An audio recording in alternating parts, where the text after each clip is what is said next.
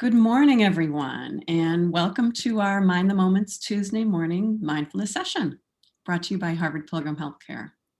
This is a place where we invite experienced mindfulness teachers to talk with us about what mindfulness means to them and to discuss as a community what we can do to help incorporate these practices into our daily lives.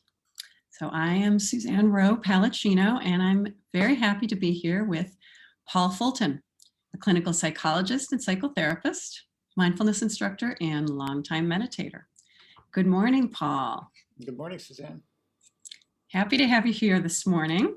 Thank you. And looks like we have a great number of folks joining.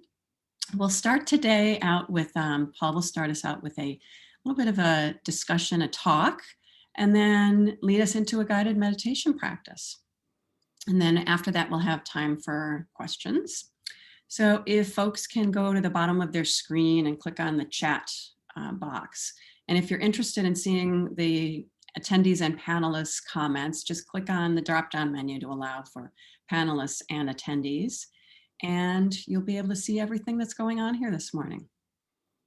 All right, so I will hand it off to Paul. Good. Well, good morning. I would say it's nice to see you, except I can't see you all. But I trust that you're there. So I'll speak to my computer screen, which has become awfully familiar. I'm going to be kind of brief and a little bit dense. I always, when I think about what to talk about, it always comes from what I find most alive in practice. That's where I find the juice. So I want to speak more about a question than an answer, and just suggest that that you entertain some of these questions as well in your own practice. So in mindfulness, of course, we're told that we are learning to be present, right? Present, present, present. But being present is not an end in itself, you know? It certainly helps tremendously when we can stay grounded in the present moment, because so much of what winds up afflicting us are expectations and memories and desires and aversions and regrets and all of this stuff that kind of inflects and infects the present moment. So being able to be present by itself provides a bit of relief. However, it is not an end in itself, in the sense that being present is actually a part of a path, right? There is actually some place to go, right? And one of the great paradoxes is that if we are to follow this path, the path is always found in the present. But there is an agenda. We're actually up to something, and we're doing this really for a purpose.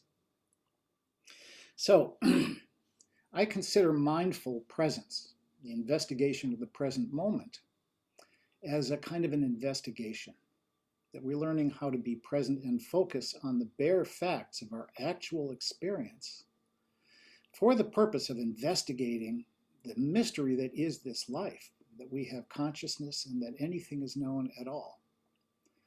So in that respect, just sitting is not an end in itself. As someone once said, that if sitting were sufficient, then chickens would be enlightened. So we can consider then present moment awareness as a kind of an investigation of life. And when we investigate life, when we really look closely, one of the things that we're investigating is suffering. I don't want to be sitting here. I am bored. I am sleepy. I'm doing badly. I'm anxious about the list of things that's facing me later in the day, right? When we bring our attention to everything without discrimination, including what is difficult, we begin to find something important about the nature of suffering, which is to say, subtle dissatisfaction, major suffering, grief, physical pain, and so on. And that is common to all of those experiences, is this sense that I'm not okay with this. I don't like it. If there's a common denominator in all of suffering, it is that we don't want it to be so. And this can be investigated in our practice. In a moment when things are not to our liking, how is it? In a moment of suffering, on or off the meditation cushion, can we actually begin to see the way in which the common factor is our rejection of the experience because we don't like it? So if there's an antidote to this suffering, it might then have something to do with letting go of the need for it to be different from how it is. Right? So we turn toward experience again and again and again, so that we begin to replace this movement of the mind that says, I don't want it, I want to control it, I want to escape it, I want to manipulate my experience to make it more to my liking. And insofar as we're able, we temporarily just drop it. And we turn toward it, and we change our relationship to experience to simple receptivity. Now, here's one of the great paradoxes when we do this. We often turn toward experience with a kind of an implicit bargain that we're making, which is, okay, I'll be with what's difficult, in exchange for which it'll get better, right?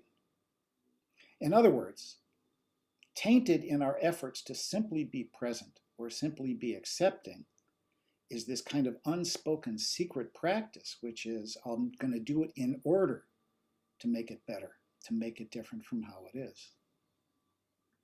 So it'll go away.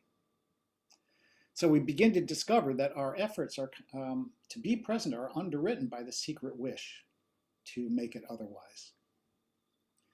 So from another perspective, one of the things that we're investigating in our mindfulness practice is to see how, by degrees, we're learning to see and to route out that secret practice of trying to make it otherwise, to make it, to try to escape things as they are.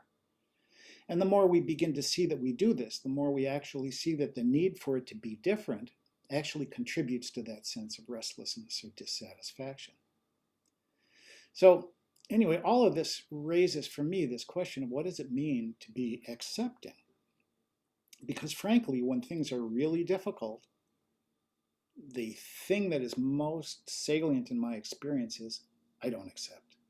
I don't accept. And so what does it actually mean in that moment? How do we turn toward what is difficult, not bargaining to try to manipulate it into becoming something else, but accepting it because it is the truth of the matter, including accepting the fact that we don't want it to be so. This is steep, and it never seems to be an obvious kind of solution, because we can tend to judge our practice on the basis that I'm still suffering, therefore it's not working, as opposed to somehow cultivating the capacity or the freedom to suffer. Anyway, this is a lot. It's a bit unfair, I think, to drop all of this and then suggest that we now sit. But with that in mind, I am going to suggest that we sit with a particular sensibility, and that is just to drop our agendas as best we can and allow things to be as they are, including our restlessness, our dissatisfaction, our frustration with the quality of our sitting, because of course that frustration is always measured against some expectation or ideal of how it's supposed to be. So that's a lot of yammering in just a few minutes. So let's shift gears and just sit together. We'll just sit for maybe 12 minutes or so, I think. You know how to do that. I won't be providing a lot of instruction, but again, do sit upright if you can, in a posture that really expresses the wish to be upright in the center of our lives, right? Because this is where our lives are happening, right here, just like this. So I'll ring the bell to begin and to end, and if the spirit moves me, I may yammer something about something as well. But so sitting comfortably and letting it be.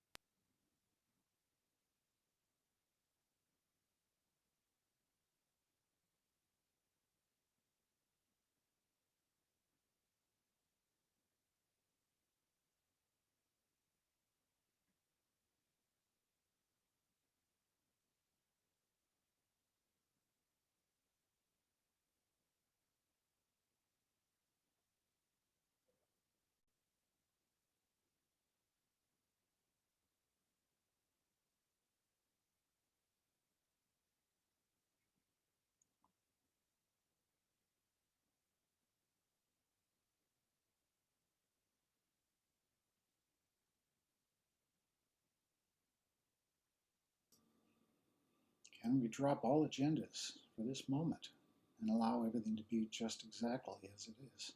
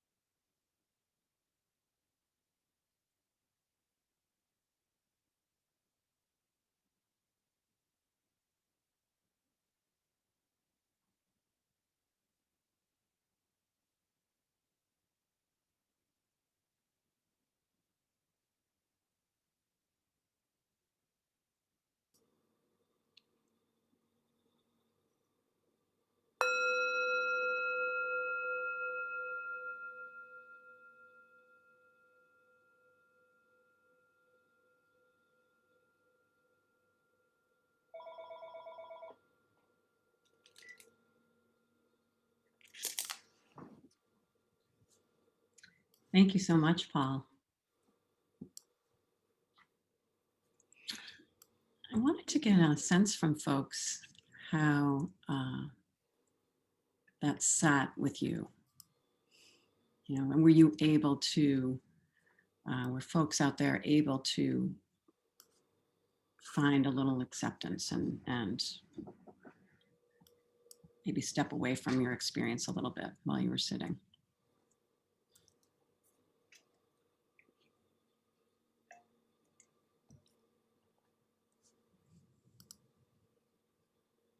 Someone mentioned I needed this reminder. It's so much easier to let things be rather than resist. Yeah, I guess that does equate to what happens with pain as well. Someone else has mentioned pain happens. We know this. What helps? Not to add to it by fighting it, to see that it's discomfort and it's not dangerous, and to offer kindness. The more we focus on pain, many times, the more we accentuate it. So, Yeah, it's certainly the case that when pain is strong enough, this idea of non-resistance becomes a kind of an abstraction, an absurdity sometimes. Sometimes it's more than we can bear or more than mindfulness can embrace. And as one of my teachers once said, sometimes all we can do is to turn our bow into the wake and let the waves crash over the deck. So resistance is often a natural part of our experience as well, just to be noted.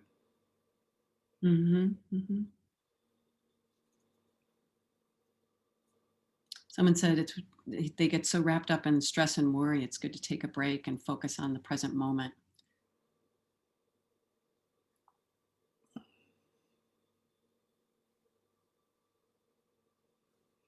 And by the way, I love the addition that the wind is strong in the Boston area. It Mm-hmm. reminds me of so much of this Japanese Zen poetry, which is simply often a description of snow resting on the branches, as though this is the perfect expression of mind. In this moment, it's the sound of wind. Mm-hmm.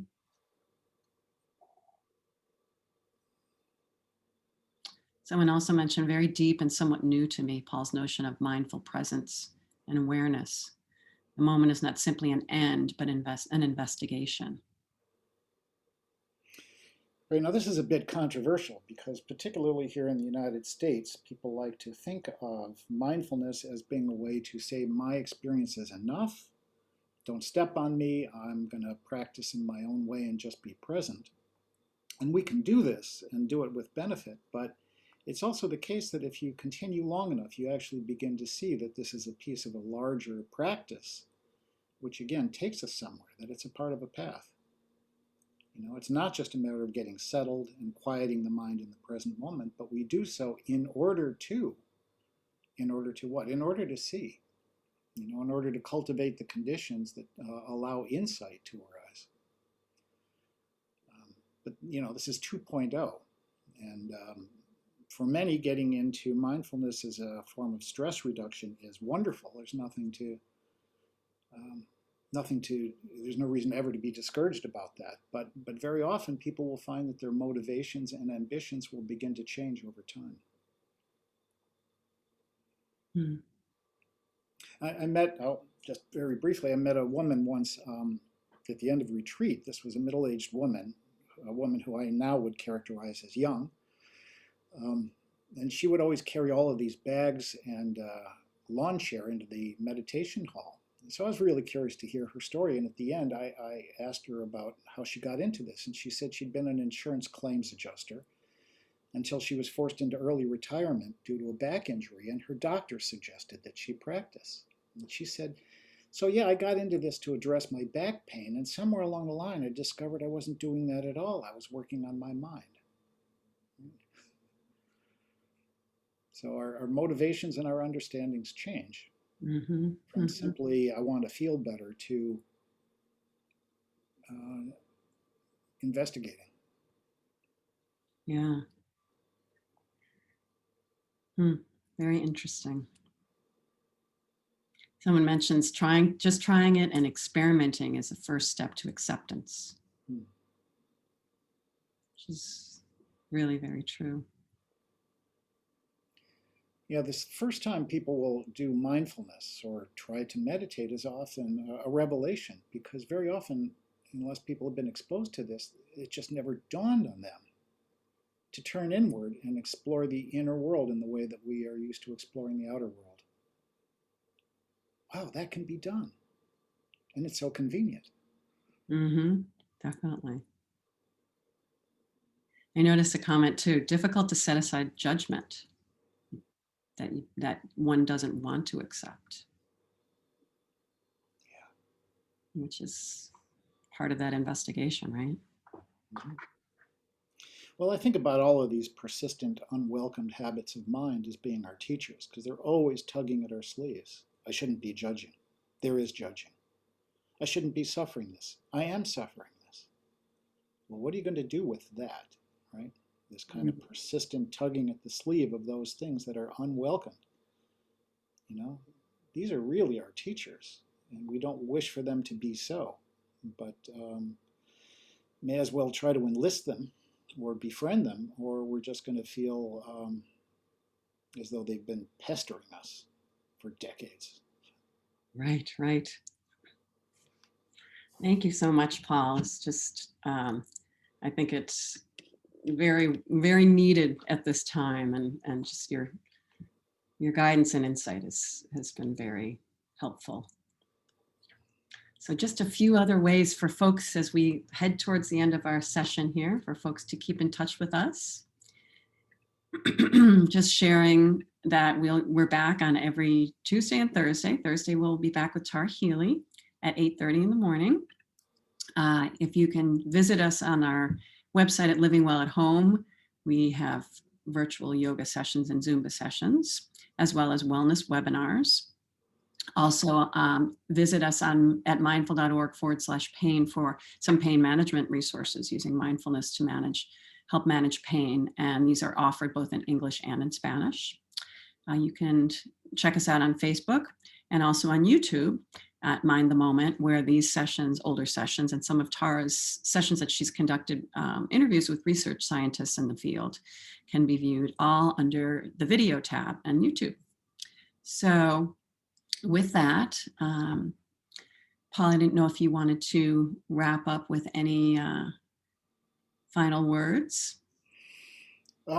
Sure. So just maybe a word and then a sound of a bell. Yeah, in the course of a day, it's useful just to periodically ask of yourself, where is my attention? And the very fact of asking that question is already a way to bring yourself back just a little bit more into present moment awareness. The moment we notice that we've been wrapped up or absorbed in something, that's a bit of a moment of awakening to be celebrated, right? And can be practiced again countless times in the course of a day in the gentlest of manners, not as a kind of a militant need to lasso the mind and wrestle it into presence, but just noticing where we find our attention being. Oh, wow, look at how tense I am. Oh, yeah, just noticing this. Let's close with a brief sit, and by brief I mean just for the duration of the sound of the bell. So let's sit until the sound fades into silence, and then continue with your days. All right. And thanks everybody for your practice. Thank you, Paul. Showing up.